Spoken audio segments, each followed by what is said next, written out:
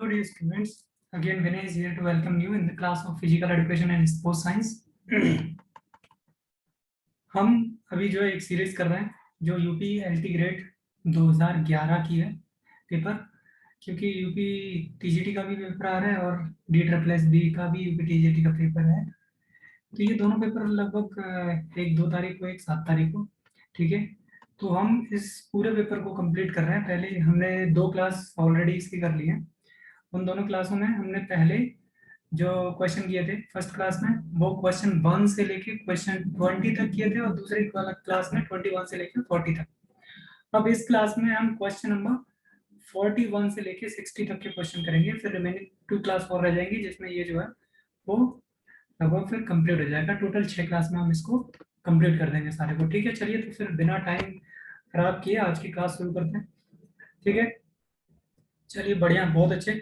So very first question of today is that 18th Asian Game was held at, जो 2018 का game था Asian game, वो कहाँ पे आयोजित किया गया था, ठीक है। तो ये बात आपको बतानी है। अच्छा, इसके साथ साथ ही मैं आपको एक चीज और बताता चलूँ कि जो एशियन गेम्स की शुरुआत हुई थी वो कितने हुई थी, 1951 में दिल्ली में इसकी शुरुआत हुई थी। पंडित जवाहरलाल नेहरू को इसका काफी इनिशिएटिव जाता है, ठीक है। वो आई होप दैट कि आपने इसका जो आंसर है वो लगा लिया होगा। तो 2018 का जो एशियन गेम्स था वो होल्ड किया गया था किसमें, इंडोनेशिया में। तो ए इसका आंसर सही हो जाएगा। क्वेश्चन नंबर 2 की तरफ चलते हैं। The bonus line is marked in which of the game. तो सब लोग जानते हैं कि बोनस मार्क लाइन जो है वो किसमें होती है, वो खो खो में पाई जाती है, ठीक है। तो सी इसका answer, sorry, bonus line kabaddi में होती है। I am sorry for that. तो इसका क्या हो जाएगा, इसका आंसर सी आपका करेक्ट आंसर हो जाएगा। क्वेश्चन नंबर 43 देखते हैं। Cardiac output is the amount of the blood pump by ventricle in 1, ठीक है। तो कार्डियक आउटपुट क्या होता है कि हमारा जो हार्ट है वो कितना ब्लड पंप करता है, ठीक है, वेंट्रिकल से, किसमें, 1 मिनट में, उसको क्या बोलते हैं, कार्डियक आउटपुट। तो इसका बी आंसर जो है वो करेक्ट आंसर हो जाएगा। चलते हैं अगले क्वेश्चन की तरफ। Night blindness is caused due to deficiency of. अच्छा, ये कुछ क्वेश्चन क्या है, वो फैक्चुअल टाइप क्वेश्चन है, इनमें कुछ एक्सप्लेनेशन की जरूरत नहीं है, तो मुझे लगा कि कुछ जल्दी जल्दी कर देना चाहिए, ठीक है। तो नाइट ब्लाइंडनेस किसकी वजह से होता है, विटामिन ए की कमी से, ठीक है। क्वेश्चन नंबर ए जो है वो आंसर सही हो जाएगा। अच्छा, इसके रिच सोर्स की बात करें विटामिन ए की, तो क्या क्या हो जाएंगे, इनमें से आप कैरेट ले सकते हैं, ठीक है। तो कैरेट जो है विटामिन ए का रिच सोर्स है। दूसरा क्वेश्चन करते हैं, जो क्वेश्चन नंबर 45 है। First Indian women Olympic winner. अच्छा, ये क्वेश्चन अभी तो इन्होंने पूछा था कि फर्स्ट इंडियन वुमेन जो है वो ओलंपिक विनर कौन सी थी इंडिया की, ठीक है। साइना नेहवाल, कर्णम मल्लेश्वरी, एमसी मैरी कॉम और साक्षी मलिक, ठीक है। तो ये कर्णम मल्लेश्वरी जी जो है वो काफी फेमस पर्सनालिटी रही है पहले से ही। इवन दैट जो इंडिया के अभी जो इवेंट्स होते हैं मोस्टली उनमें आपको नजर आ जाएंगी जगह जगह, क्योंकि हर जगह इनका नाम आपको लेते हुए लोग मिलेंगे, क्योंकि she was the first women to get the medal, silver medal, ठीक है, इनको मिला था सबसे पहले। तो इसमें सी आंसर जो है वो इसका ठीक हो जाएगा, ठीक है।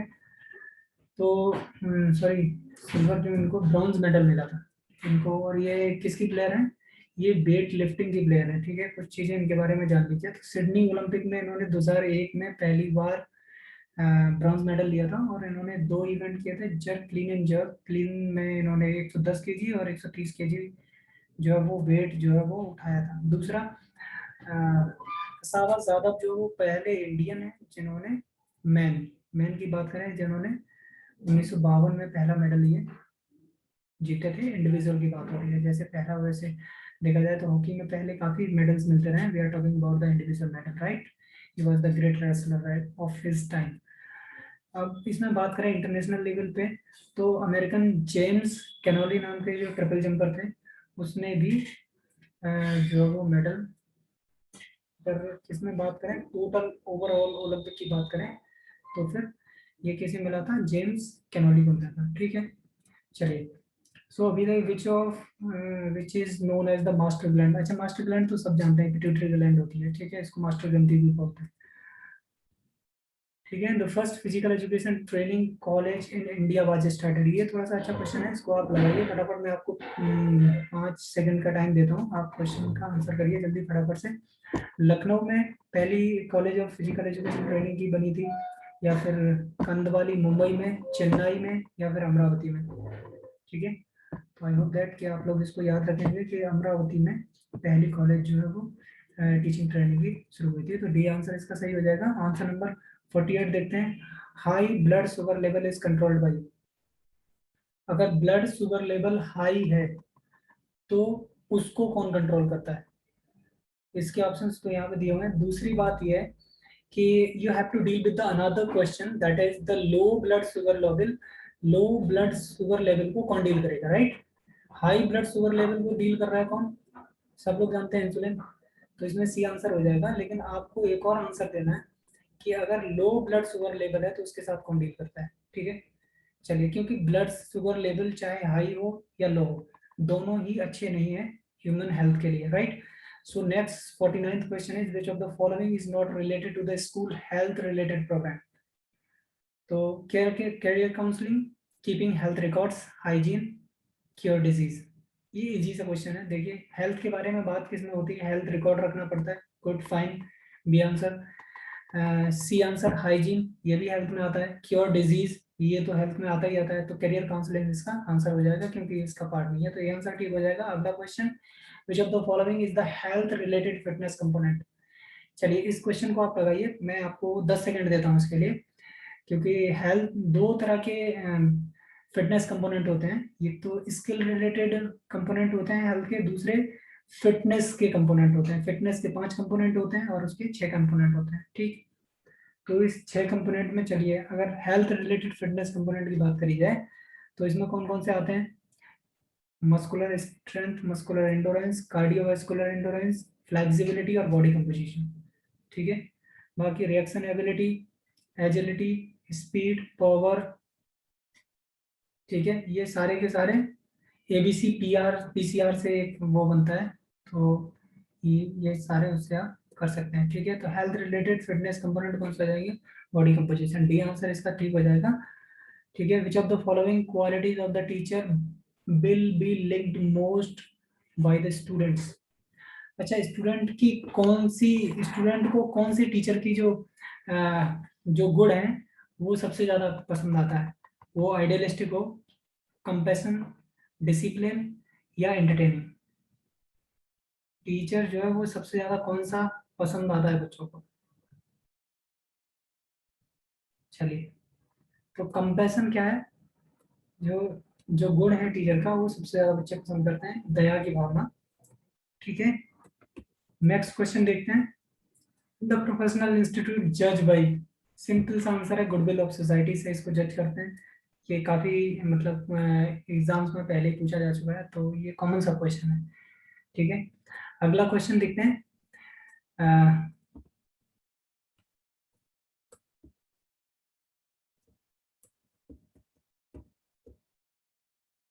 चलिए, ये देखिए, 5 interlinked ring of the 5 different colours of Olympic flag reflect. अच्छा, इसका आंसर मैं आपको नहीं बताऊंगा, कुछ एक्सप्लेनेशन आपको दूंगा, इसका आंसर आप खुद लगाएंगे। ठीक है, unity of the world, brotherhood of mankind, interlinked relation and globalisation. जो 5 इंटरलिंक्ड रिंग हैं किसमें? ओलंपिक फ्लैग में। वो किस चीज को डिफ्लेक्ट करती हैं, मतलब किस चीज को वो दर्शाती हैं? अभी एक स्टेटमेंट मैंने नीचे दिया हुआ है, the Olympic symbol express the activity of the Olympic movement and represent to the यूनिशन और union of 5 continents meeting to the athletes from throughout the world at Olympic podium और Olympic game, right? तो इस statement के basis पे आपको answer इसका करना है। ठीक है, इसका आंसर फिर मैं कमेंट बॉक्स में आपको बता दूंगा। ठीक है, good. So next question is which of the following can not provide any energy? ये सिंपल सा क्वेश्चन है कि विटामिन कोई भी एनर्जी प्रोवाइड नहीं कराती है। ठीक है, the lateral deviation of the spine measured through. अच्छा, लेटरल डेविएशन जो डेविएशंस होते हैं, या ये कहो आप डिफॉर्मिटीज होती हैं, वो अगर बैक एरिया या शोल्डर एरिया से रिलेटेड अगर देखी जाएंगी बटक तक की, तो स्कोलोसिस, लॉर्डोसिस और क्या हो जाएगी? काइफोसिस। Very nice. ठीक है, तो ये तीनों है, इनमें से ये कह रहा है कि लैटरल डेविएशन, अगर लैटरल डेविएशन की बात करेंगे तो उसको क्या बोलते हैं हम? स्कोलोसिस। स्कोलोसिस की मेजरमेंट किसके द्वारा होती है? स्कोलियोमीटर के द्वारा। ठीक है, सिंपल सा क्वेश्चन था। मीजोमॉर्फी इज कैरेक्टरिस्टिक्स। अच्छा ये क्या है? ये मीजोमॉर्फी एक बॉडी टाइप है। ठीक है, एक्टोमॉर्फी, मीजोमॉर्फिक और एंडोमॉर्फिक। तो मीजोमॉर्फी क्या होता है? सबसे बेहतरीन वाला फिगर होता है बीच का, मतलब एथलेटिक बॉडी भी इसको बोलते हैं। तो इसका आंसर क्या होगा? शॉर्ट एंड थिक नेक हो नहीं सकता, चेस्ट विद फ्लैटी ब्रेस्ट नहीं हो सकता, लॉन्ग एंड सिलेंडर नेक नहीं, स्ट्रॉन्ग एंड लॉन्ग बैक। ठीक है, तो सी इसका आंसर हो जाएगा। अगला क्वेश्चन देखते हैं, who invented the law of learning first. तो ये मुझे लगता है कि अगर कोई फिजिकल एजुकेशन ठीक से पढ़ रहा है तो ये क्वेश्चन शायद उसने अपनी ग्रेजुएशन से लेके मास्टर्स अगर करी होगी तो मेरे अंदाज से 100 से 200 बार पढ़ा होगा ये क्वेश्चन। ठीक है, तो लॉ ऑफ लर्निंग जो है वो सबसे पहले किसने दिए थे? थॉर्नडाइक। बी इसका सही आंसर हो जाएगा। आगे चलते हैं, which is the area of 23rd metre in hockey. Hockey में 23rd मीटर एरिया जो है वो किसको बोलते हैं? ठीक है, तो आपको पता हो कि जो गोल पोस्ट के नजदीक वाली एरिया होती है 22.90 मीटर बाई 55 मीटर, उसको हम क्या बोलते हैं? 23rd area. ठीक है, इसका आंसर क्या हो जाएगा? ये आंसर मैं एक पिक्चर की मदद से आपको समझा देता हूँ, आपको और अच्छी तरह से समझ में आएगी।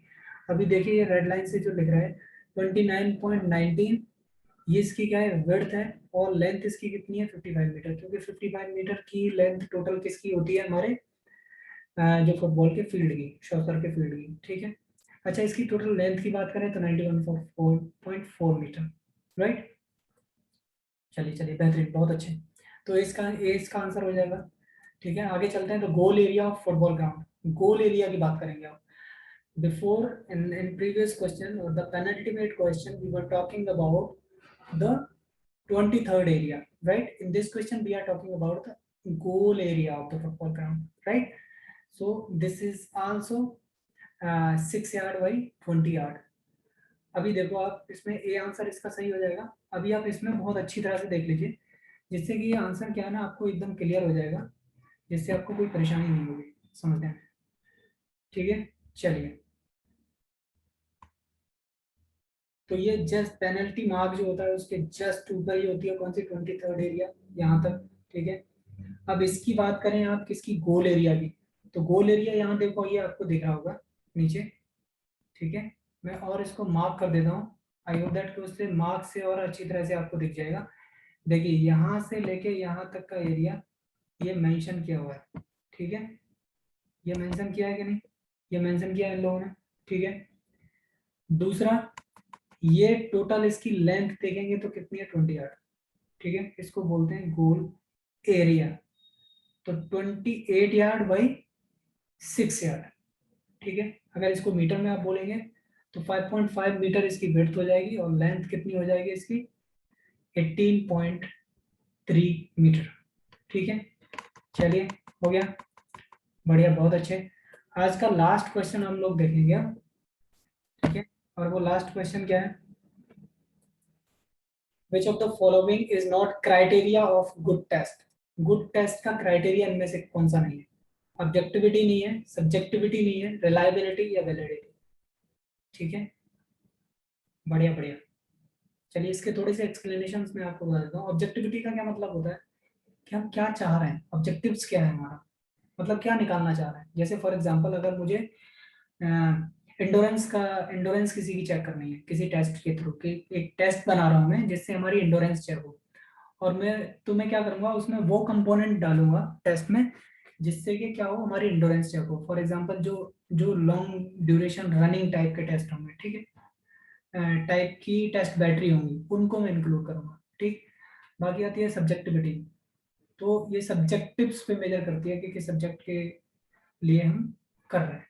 ठीक है, तो ये आपने देखा होगा कि सब्जेक्टिविटी किसी टेस्ट के अंदर आपने देखी नहीं होगी। जैसे मतलब आपका ये रहे कि सब्जेक्ट एक तरह से, सब्जेक्टिविटी हम उसमें नहीं रखते, ऑब्जेक्टिविटी रखते हैं। ऑब्जेक्टिविटी हमारा पर्टिकुलर ऑब्जेक्टिव होता है। ठीक है, उसी में इसको समायोजित किया जाता है, अलग से इसका कुछ होता नहीं। तो सब्जेक्टिविटी जो है इनमें से कोई क्राइटेरिया टेस्ट का नहीं है।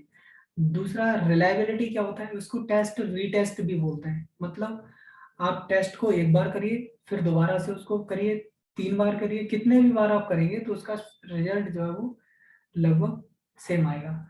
अगली चीज है इसमें वैलिडिटी। वैलिडिटी में क्या होती है, एक ही टेस्ट को दो अलग अलग टेस्टर जो है वो चेक करें और उसका जो आउटकम है वो लगभग सेम आए, ठीक है, तो वो होती है वैलिडिटी।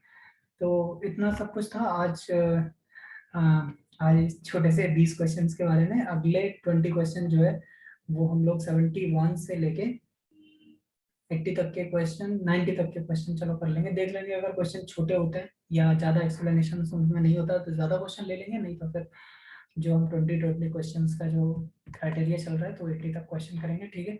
आई होप कि आप लोग सब अच्छे होंगे, आपकी हेल्थ खूब अच्छी होगी। अब तो कोरोना का डर भी लोग में से निकल सा गया है, ठीक है। तो फिर भी आप लोग क्योर रहिए और अच्छे से पढ़ाई करते रहिए, एग्जाम नज़दीक है। मिलते हैं अगली क्लास में, तब तक के लिए नमस्ते।